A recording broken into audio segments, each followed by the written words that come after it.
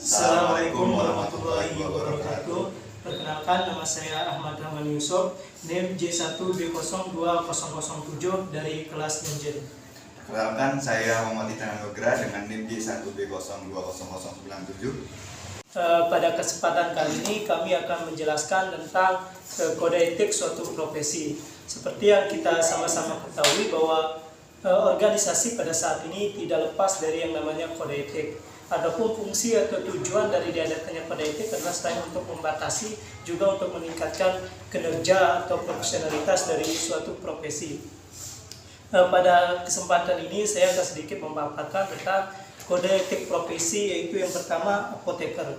Pada pasal 1 yang menyangkut sumpah dan janji, bunyi kode etik apoteker yaitu setiap apoteker harus menjunjung tinggi dan menghayati, mengamalkan sumpah apoteker. Kemudian pada pasal 2, setiap apoteker harus berusaha dengan sungguh-sungguh menghayati dan mengamalkan kode etik apoteker Indonesia. Kemudian pada pasal 3, setiap apoteker harus senantiasa menjalankan profesi sesuai dengan kompetensi apoteker Indonesia serta selalu mengutamakan dan berpegang teguh pada prinsip kemanusiaan dan melaksanakan kewajiban. Kemudian pada pasal 4 berbunyi, setiap apoteker harus selalu aktif mengikuti perkembangan di bidang kesehatan pada umumnya dan bidang farmasi pada khususnya. Kemudian pada pasal 5, di dalam menjalankan tugasnya, setiap apoteker harus menjauhkan diri dari usaha mencari keuntungan sendiri atau pribadi yang bertentangan dengan martabat dan tradisi luhur jabatan kefarmasian. Sebenarnya etika dalam keprofesian pada apoteker mempunyai beberapa pasal. Nah, di dalam pasal ini termuat dalam beberapa bab. Di antaranya bab 2 yang menyangkut masalah kewajiban apoteker terhadap penderita, yang dimana di sini terdapat pada pasal 9 yang berbunyi, seorang apoteker dalam melakukan pekerjaan kefarmasian harus mengutamakan kepentingan masyarakat dan menghormati hak asasi penderita dan melindungi makhluk hidup insani. Kemudian pada bab 3 di sana menyangkut masalah kewajiban apoteker terhadap teman sejawat. Dan yang ke bab 4 di sana menyangkut masalah penutup. Kemudian itu yang pertama, organisasi kode yang berkaitan dengan kode etik keprofesian pada profesi apoteker. Kemudian masalah yang kedua yaitu kode etik keprofesian pada hakim, di mana kita tahu hakim juga mempunyai beberapa kode etik. Yang pertama yaitu seorang hakim harus berperilaku adil. Seperti yang kita ketahui, jabatan sebagai seorang hakim tentunya tugasnya adalah menghadiri orang-orang. Jadi ketika menangani suatu kasus atau mengambil keputusan pada suatu kasus, perlu seorang hakim harus bersikap adil. Kemudian yang kedua, berperilaku jujur. Seorang hakim tentunya harus berperilaku jujur agar kata-katanya ataupun institusi yang ditawarkan bisa dipercaya. Kemudian yang ketiga, berperilaku arif dan bijaksana. Seperti yang kita ketahui, makna arif dan bijaksana di sini sama-sama kita pahami.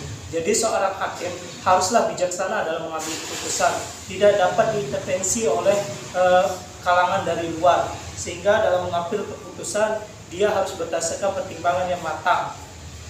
Kemudian yang keempat adalah bersikap mandiri, yang artinya seperti yang saya katakan tadi bahwa seorang hakim tidak boleh diintervensi dari luar. Dia harus menjalankan tugasnya berdasarkan hak dan keyakinan sendiri. Kemudian berintegritas tinggi, yang artinya berwawasan atau pintar. Kemudian yang keenam, bertanggung jawab. Seorang hakim harus bertanggung jawab atas keputusan yang dia ambil. Yang kemudian yang ketujuh yaitu menjunjung tinggi harga diri.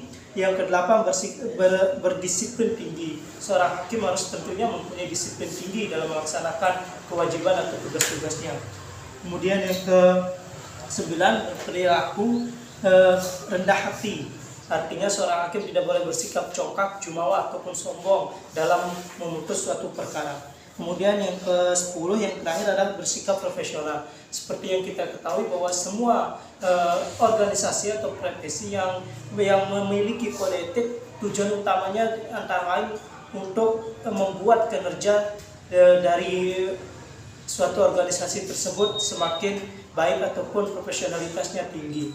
Selain organisasi-organisasi yang resmi pada umumnya, ternyata ada juga organisasi-organisasi yang secara faktual dan tidak tertulis mempunyai kode etik seperti yang saya temui di sini, antara lain yaitu kode etik pencipta alam.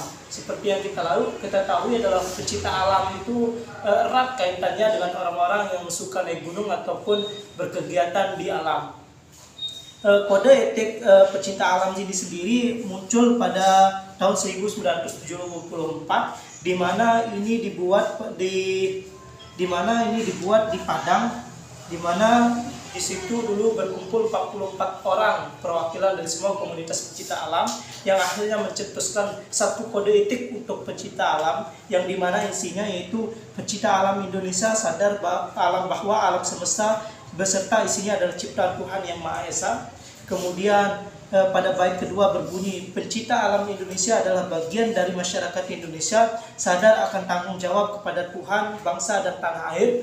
Kemudian pada bait ketiga berbunyi, pecinta alam Indonesia sadar bahwa pecinta alam adalah sebagian dari makhluk yang mencintai alam sebagai anugerah yang maha kuasa. Poin-poin tadi kemudian diimplementasikan pada beberapa poin lagi, yang dimana sesuai dengan hakikat di atas, kami dengan sadar menyatakan, di sini sudah dinyatakan beberapa kode etik yang harus dipatuhi. Yang pertama, mengabdi kepada Tuhan Yang Maha Esa. Kedua, memelihara alam beserta isinya, serta menggunakan sumber alam sesuai dengan kebutuhannya.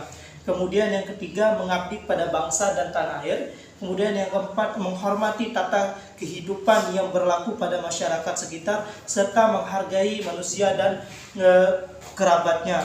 Kemudian pada poin kelima, berusaha mempertali persaudaraan antara pecinta alam sesuai dengan azas pencipta alam. Yang kemudian yang terakhir yaitu berusaha saling membantu serta menghargai dalam pelaksanaan pengabdian terhadap Tuhan, bangsa, dan tanah air. Nah, itu tadi beberapa kode etik dari pencipta alam yang memang secara organisasi memang belum tentu kita kenal, tapi secara tidak langsung mereka sudah membuat sendiri kode etik mereka. Mungkin hanya ini bisa saya sampaikan. Untuk kode etik lainnya mungkin akan disampaikan oleh rekan saya, yaitu Titan Anugrah. Terima kasih. Assalamualaikum warahmatullahi wabarakatuh. Baiklah, saya akan melanjutkan etika keprofesian yang ada. Yang pertama yang kita diskusikan adalah etika wasit di Indonesia. Yang pertama adalah wasit tidak melakukan perbuatan tercela yang dapat merugikan citra profesinya. Yang kedua adalah wasit tidak akan melakukan diskriminasi, membuat keputusan berdasarkan warna kulit, ras, agama, etnis, kelamin, dan kebangsaan. Yang ketiga adalah wasit harus berusaha membantu sama wasit untuk memperbaiki diri agar dapat berkualitas yang optimal dalam melakukan tugasnya. Kode etik yang kedua adalah dari kode etik guru di Indonesia. Guru memperbaiki dan membimbing anak didiknya seutuh untuk membentuk manusia yang pembangun yang berpancasila.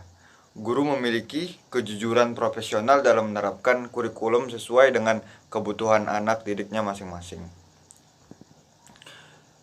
Guru mengadakan komunikasi terutama dalam memperoleh informasi tentang anak didik, tetapi menghindari diri dari segala bentuk penyalahgunaan.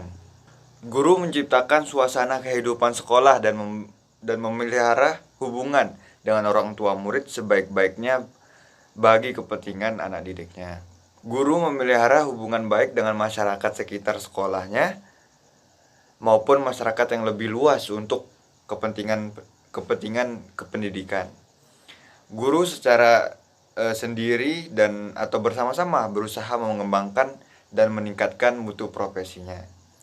Guru menciptakan dan memelihara hubungan antara sesama guru baik berdasarkan lingkungan kerja maupun di dalam lingkungan keseluruhan. Guru secara bersama-sama memelihara, membina, dan meningkatkan mutu organisasi guru profesional sebagai saran pengabdiannya.